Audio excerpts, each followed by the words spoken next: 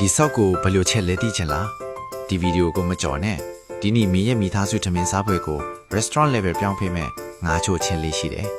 အဖေမှာဝယ်စားနေကြတာမလို့တော့ဘူးအိမ်မှာတင်လုပ်လို့ရတယ်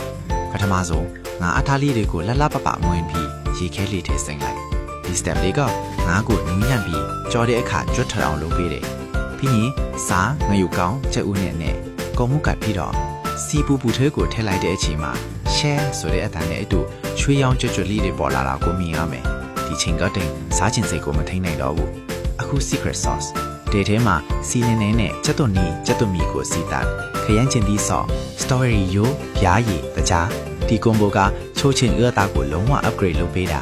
ရေထည့်ပြီးပွက်လာတာနဲ့ရှားလက်ကရည်နဲ့ကော်ရည်နဲ့ထည့်ဆောင်းလီပြပြတောက်လေးချစ်လာပြီဆိုရင် game over ပဲကြော်ထားတဲ့ငါးဘော်ကိုဒီဆောက်လေးလောင်းချလိုက်တာနဲ့အပြင်မှာ9000လောက်ကုန်မဲ့အရာသားကိုအိမ်မှာပဲရပြီ